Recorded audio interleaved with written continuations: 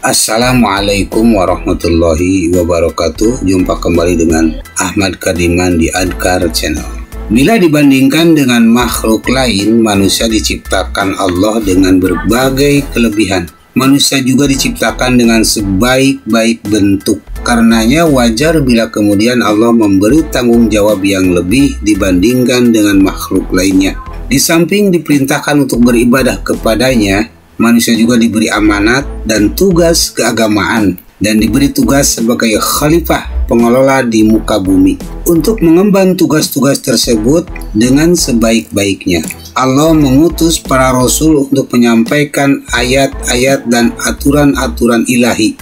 Namun perjalanan manusia melaksanakan amanah ilahi itu tidaklah mulus. Berbagai rintangan, ujian, dan godaan menghadang di tengah jalan. Perjuangan manusia semakin berat karena harus berhadapan dengan musuh yang tidak terlihat. Musuh-musuh ini seringkali menipu daya manusia dengan perkataan-perkataan yang indah. Dan demikianlah kami jadikan bagi tiap-tiap nabi itu musuh, yaitu setan-setan dari jenis manusia dan dari jenis jin. Sebagian mereka membisikkan kepada sebagian yang lain perkataan-perkataan yang indah-indah untuk menipu manusia. Jikalau Tuhanmu menghendaki, niscaya mereka tidak mengerjakannya, maka tinggalkanlah mereka dan apa yang mereka ada-adakan. Quran Surat Al-An'am surat ke-6 ayat 112. Kenyataan inilah yang terjadi pada mereka yang mengaku sebagai nabi dan rasul. Setan membisikkan kesesatan kepada mereka agar mengaku sebagai nabi utusan Allah. Lalu mereka mempengaruhi orang lain untuk meyakini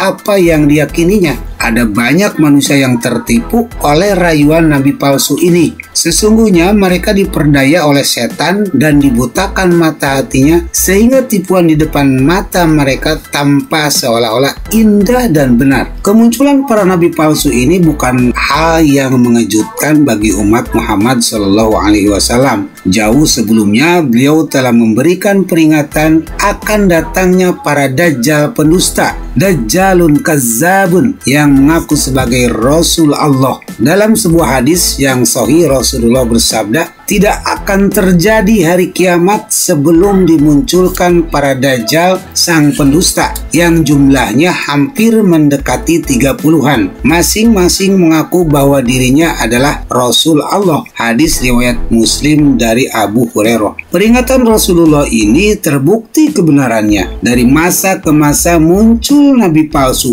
Bahkan pada masa nabi pun sudah ada orang yang mengaku sebagai nabi. Namanya Musailamah Al-Kazzab dan Al-Aswad Al-Unsi di Yaman. Al-Aswad terbunuh sebelum Rasulullah wafat, sedangkan Musailamah tewas pada masa Khalifah Abu Bakar As-Siddiq radhiyallahu anhu. Pada masa Khalifah Abu Bakar muncul nabi palsu, yakni Tulaihah bin Khuwailid dari Bani Asad dan Sajjah At-Taimiyah dari Bani Tamim. Akhirnya Tulaihah bertobat dan meninggal dalam keadaan Islam pada masa Khalifah Umar radhiyallahu anhu. Sepeninggal mereka muncul Mukhtar bin Abu Ubaid As-Saqafi yang mendakwahkan kenabian dan mengaku bahwa Jibril telah turun kepadanya untuk menyampaikan wahyu. Akhirnya ia terbunuh sekitar tahun 60-an Hijriah. Berikutnya datang lagi Al-Haris Al-Kazzab pada masa pemerintahan Abdul Malik bin Marwan yang juga mati terbunuh. Kemunculan nabi-nabi palsu terus berlanjut. Dalam lintasan sejarah tercatat para nabi palsu yang tersohor, di antaranya Mirza Ghulam Ahmad dari sekte Ahmadiyah. Bahaullah, pendiri sekte sesat Bahaiyah, tidak hanya mengaku sebagai nabi, tapi juga mengaku sebagai penjelmaan Tuhan. Tak ketinggalan di Indonesia pun muncul orang-orang yang mengaku sebagai nabi.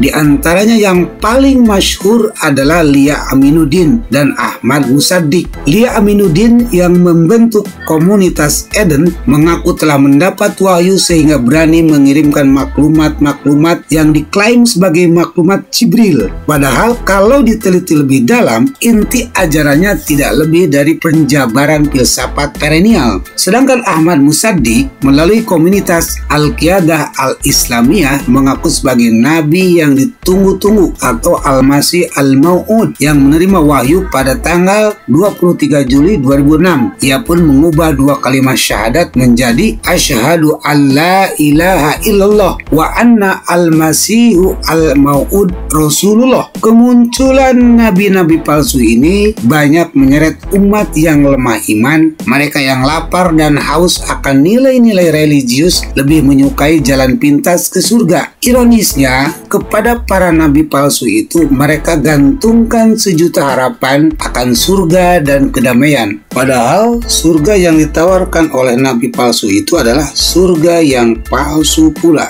Bagi orang yang beriman, soal kenabian adalah ajaran yang sudah final. Muhammad Shallallahu Alaihi Wasallam adalah nabi yang terakhir dan tidak ada lagi nabi setelah beliau. Allah Subhanahu Wa Taala juga menegaskan hal ini dalam Al-Quran. Muhammad itu sekali-kali bukanlah bapak dari seorang laki-laki di antara kamu, tetapi dia adalah Rasulullah dan penutup para nabi, dan adalah Allah Maha mengetahui segala sesuatu. Quran Surat Al-Ahzab surat ke-33 ayat 40. Dengan demikian, jika ada 1001 orang mengaku sebagai nabi atau Rasulullah, yakinlah bahwa itu semua pada hakikatnya adalah tipu daya setan. Maraknya ajaran-ajaran aneh yang menyesatkan belakangan ini otomatis menuntut umat Islam, khususnya para dai dan mubalik, untuk meningkatkan kajian keislaman sesuai dengan manhaj yang sahih. Di samping itu, diperlukan wawasan tentang anatomi terhadap gerakan penyesatan yang dilakukan oleh para dai sesat dan nabi-nabi palsu agar bisa membentengi diri dan keluarga dari kemunkaran mereka.